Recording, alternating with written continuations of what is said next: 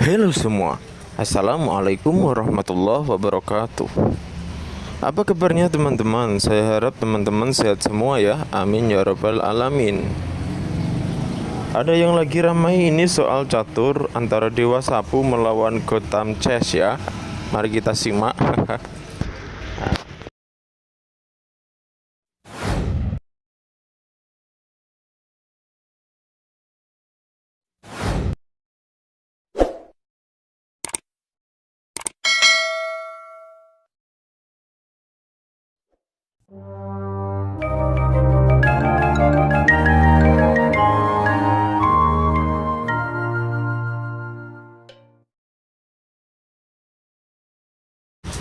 Loh, kok namanya berubah? Oh, ini gini loh. Saya ingin bertanya kepada dua individu ini tentang permainan catur, ya kan? Hukumnya. Yang pertama kita simak adalah Ustadz Amullah atau Gus Aam dari Kof Media Channel. Yang kedua adalah Ustadz Abdul Somad. Pasti sudah kenal semuanya ya, Ustadz Abdul Somad itu siapa. Oke, kita lanjut ya. Sesuai dengan kesepakatan, kita persilakan Ustadz Abdul Somad untuk menyerang duluan. Monggo Ustadz. Mazhab Hanafi mengharamkan dadu dan catur. Mazhab Hanafi mengharamkan dadu dan catur. Alasannya dua. Pertama, melalaikan sholat. Orang kalau sudah sur main catur, hayya 'alas shalah, skamat. Yang kedua, menghilangkan waktu berhari-hari. Saya masih sampai saat ini belum setuju kalau catur dimasukkan olahraga. Lari oke, lempar lembing oke, renang oke, tapi menung sampai 3 jam. Nah, itu bahwa ketua persatuan catur marah sama saya, terserah, tapi saya tak setuju. Menghabiskan waktu itu.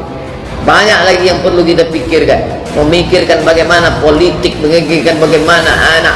Ini yang dipikirkan cuma mana pion-pion ini bisa selamat.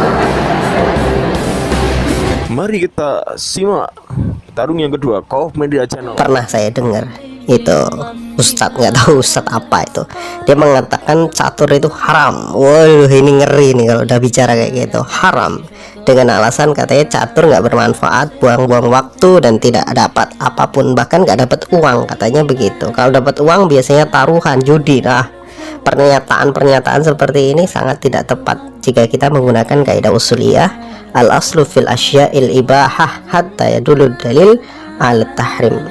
Jadi kalau kita melihat kaidah usuliyah itu dikatakan bahwa asal dari sebuah hukum segala sesuatu adalah mubah sampai ada dalil yang menunjukkan pada keharamannya.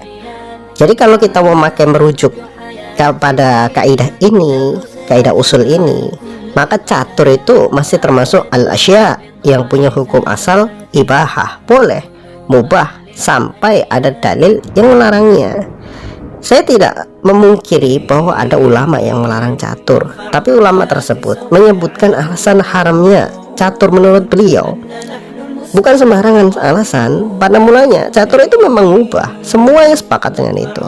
Tapi jika ketika bermain catur itu malah lupa ibadah, lupa cari nafkah, banyak nongkrong ditemani dengan minuman haram, maka jelas itu menjadi sesuatu yang haram.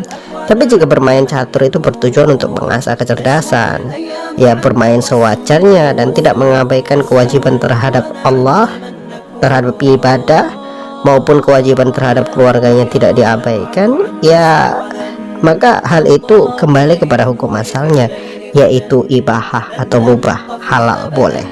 Nah, pada dasarnya hukum catur itu sama dengan hukum smartphone atau internet, itu sama saja.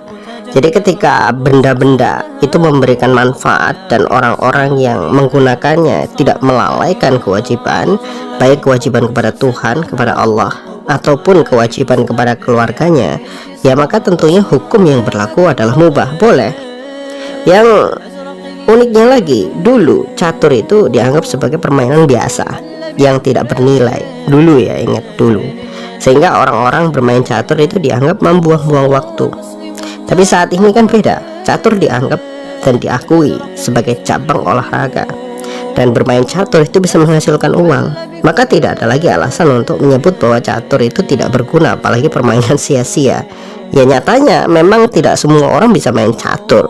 Kalau asal-asal main sih bisa-bisa aja, tapi kan kalau adu strategi ya silahkan coba main lawan masternya kan gitu.